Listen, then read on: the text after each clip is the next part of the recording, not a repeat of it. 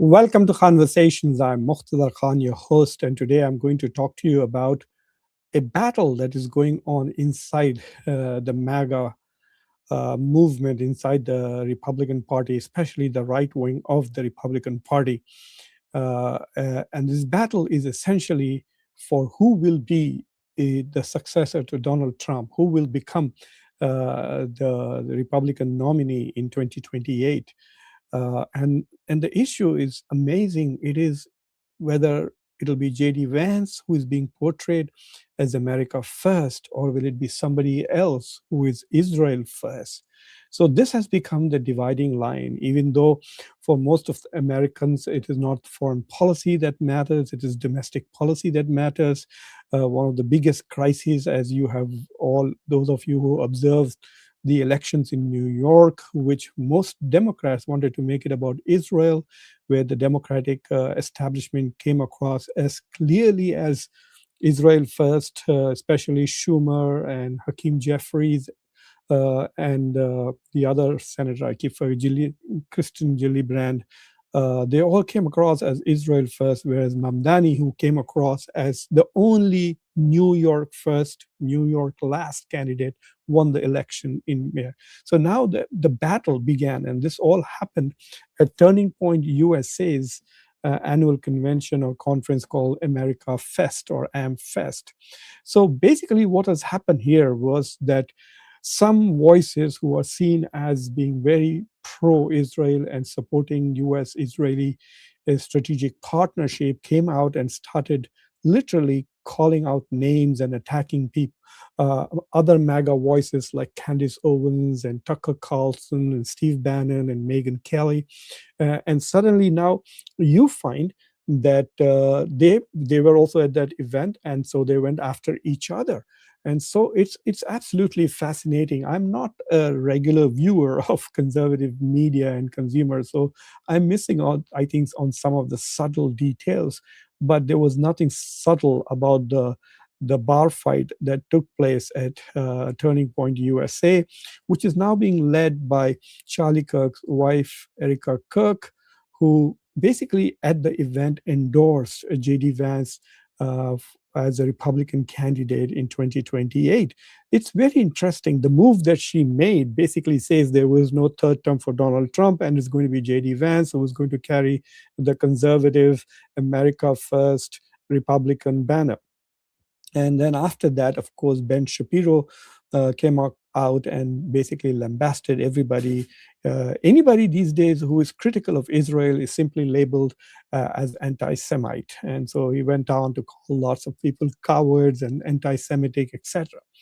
But basically, it was Tucker Carlson who really exposed the undercurrents of the debates inside the MAGA movement. And so I'm going to play to you a clip of I think one of the most critical aspects of Tucker Carlson's speech there, and listen to that, and then after that I will tell you as to how the alignment of America first versus Israel first is happening inside the Republican Party, and I think you will see the same thing inside the Democratic Party, even though nearly 90% of Democrats now do not swear by Israel. The leadership is still there. So you will see a pro-Israel and a pro-America agenda inside the Democratic Party too, but we will keep that for when that happens. But now here's Tucker Carlson, and after that I will unpack that for you and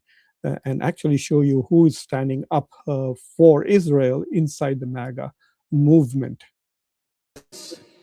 Jockeying for position post-Trump. So Trump created this amazing coalition, bringing in people who had never voted Republican before but were very enthusiastic about him. And that coalition took over the most powerful government in the history of the world. So there's a lot at stake here. And so the question becomes, who gets to run it after? Who gets the machinery when the president exits the scene? So you must understand that Trump put together a very interesting coalition. A lot of people who would have otherwise voted Democrat, especially bringing in young voters. And Charlie Kirk's movement Turning Point USA apparently played a significant role in turning out young college kids, especially young white men, to come out and support Donald Trump. So basically, the battle is about who will inherit the mantle of MAGA, who will inherit this coalition that Donald Trump created to win the White House by a significant margin. He won all the battleground states and literally wiped the floor with Kamala Harris. So let's continue with Carlson. He's talking very clearly and saying this battle that you see right now, and this is just 1 year, even 1 year is not yet complete. So watch. And there are a lot of people in Washington, maybe even in this room, who aren't quite sure what they want, but they know they don't want J.D. Vance. Okay? And so the attack, and you heard it from the stage tonight, there's someone here who's a very bad man, and he's friends with J.D. Vance. Could be me.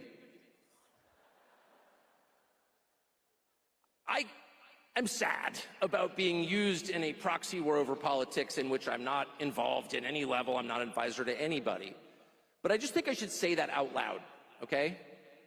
There are people who are mad at J.D. Vance, and they're stirring up a lot of this in order to make sure he doesn't get the nomination. So this is true. So this raises...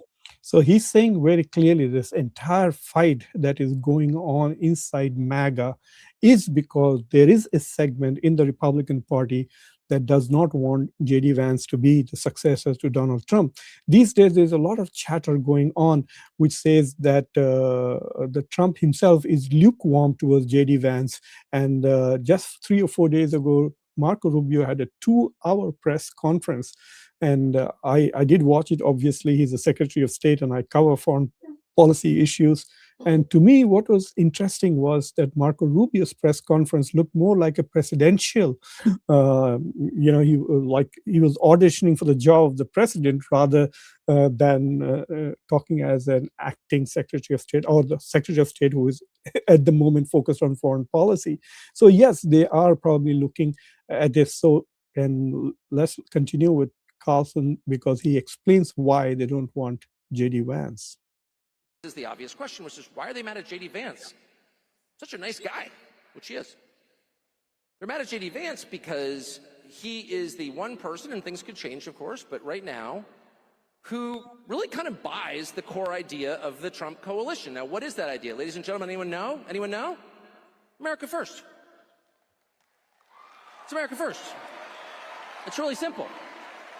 Which I notice some people are pretty anxious to retire that phrase. Remember when they told us? That's a bigoted phrase. Really? It is. And then they just decided to ignore it in favor of MAGA, Make America Great Again, which I'm obviously for. But how do you make America great again? By putting America first. Now, what does that mean? I'll be more precise. It's not a complicated concept. It's a really simple concept. The U.S. government, the largest organization in human history with the most well-funded military in history, ought to, in all the decisions it makes, put the interests of American citizens first. That's it. So this is what Carlson is trying to say, that there are some people who do not want the MAGA movement to stand for America first. They want it to be make America great again. That is fine, but they don't want to do this because putting America first means putting the national interest of the United States first. And because J.D. Vance is seen as a person who places America first, he is not liked by some people, and we will show you who those people are. And he says very clearly, Ben Shapiro basically attacked Tucker Carlson for being anti-Semite, and apparently Tucker Carlson is now the anti-Semite of the year of 2025. And so they're saying, oh, and he's a close friend of the vice president, and he's a close friend of the vice president. So basically what they're trying to do is to, through association, generate the fail. Look at Tucker Carlson. He's anti-Semite. He brings a racist Nick Fuentes, who is, oh my God, that guy is unbelievable, a major racist on his forum and tries to normalize racism. So Nick Fuentes is evil, and Tucker Carlson is hosting him, and he's evil. And J.D. Vance is Tucker Carlson's friend, and he's evil, and therefore America first as a philosophy, as an ideology is evil. And so we need to get rid of that. And who is going to be the champion? It's going to be, guess who? La la, it's Mr. Ted Cruz.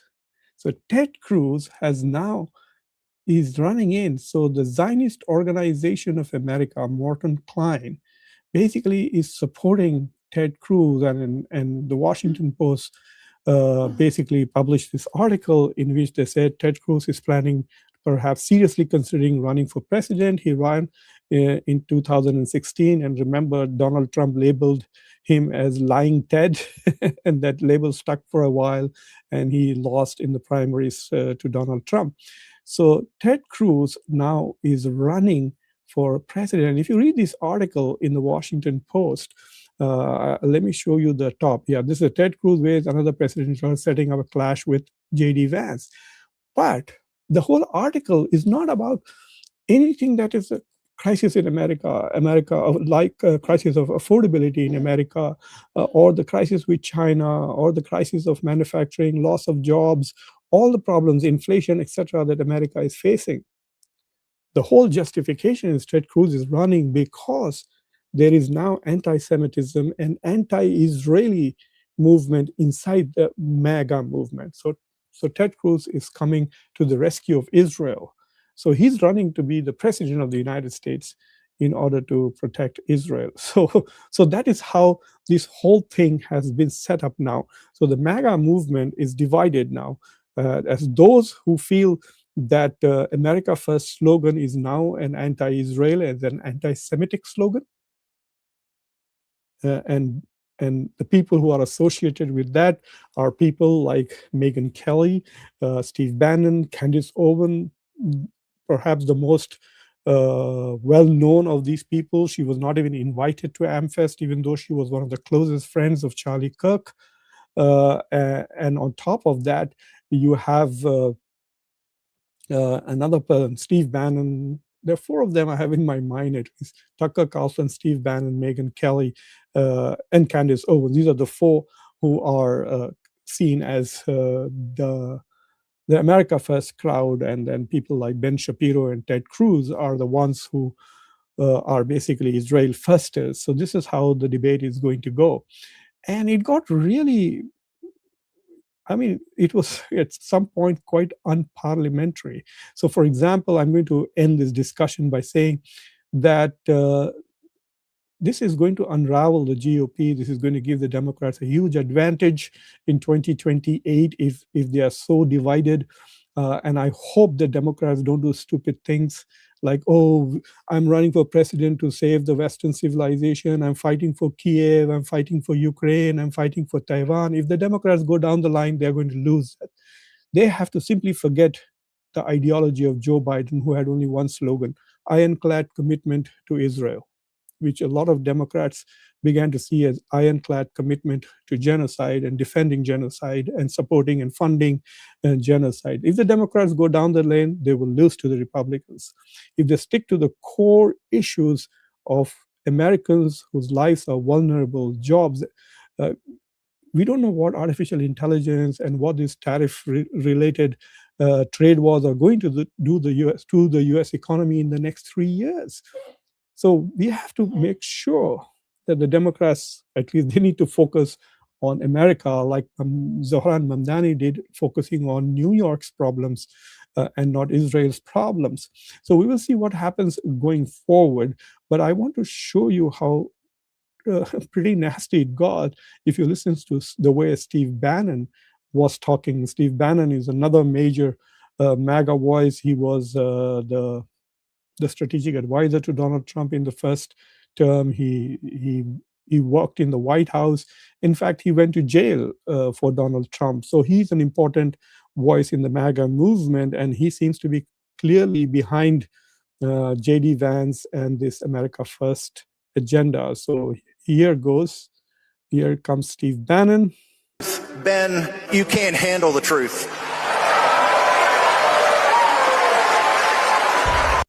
He's talking about Ben Shapiro, who kept talking about, oh, we need to talk about truth. So he just talked about truth. especially coming from Ben Shapiro. It was quite interesting, to say the least. What is Greater Israel? It's not about Israel itself. It's about an expansionist Israel, an imperial Israel that Netanyahu and that crowd have thought up. And the Israel First crowd is Ben Shapiro, Tel Aviv Mark Levin, and many others that want to put that ahead of America's interests. Charlie Kirk fought that. You know where Charlie Kirk fought it? In the White House. I know, because I was there.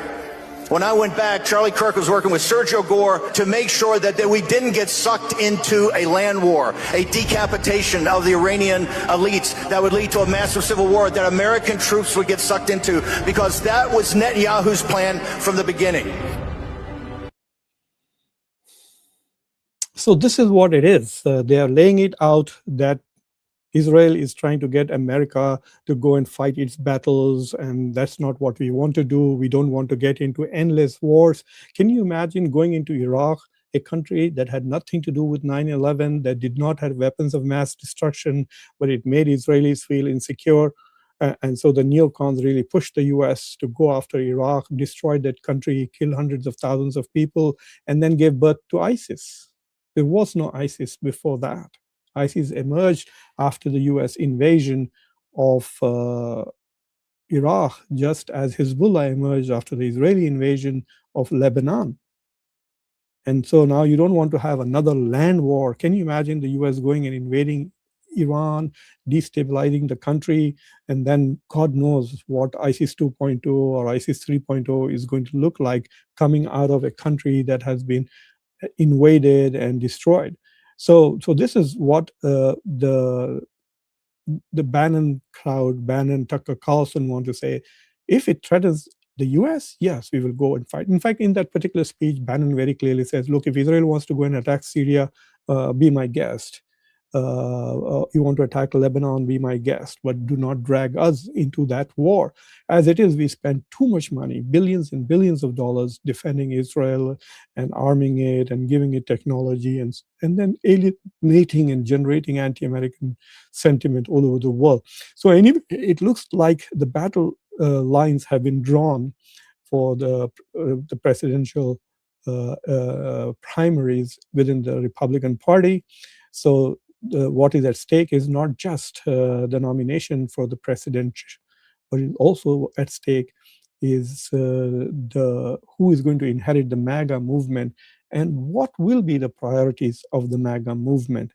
Or will the Republican parties be for America, or will it be for Israel? And I think that's what the debate is going to be on the right for a long time. I think this is a great opportunity for the Democrats. All they need to do is to focus on affordability. If they remain focused on affordability, because things are getting tough, I can tell you that. This week, I bought all my meds. Now I buy medicines once in 3 months, and the prices have gone through the roof. By the grace of God, I'm doing well, so it doesn't hurt me. But I can imagine for people, for an average American family, that inflation must be hurting. So anyway, so something interesting has happened. I'm describing the battle for Republican nomination 2028 as the battle between Israel first and America first. But I think a lot of that will be impacted by how the Republican Party does in 2026 in the midterms. If Donald Trump becomes a lame duck president in 2026, which means if they lose the House as well as the Senate, one thing that is sure is that the Democrats are going to try and impeach him again. And that is what he's afraid of. Anyway, we will see. As always, I will keep an eye on the developments. So thank you for watching Conversations. Please subscribe to the channel if you have not already done so. Like this video, press the bell icon, and don't forget to share this video with your socio-political network. Until next time, I'm your host, Muqtada Khan. Take care.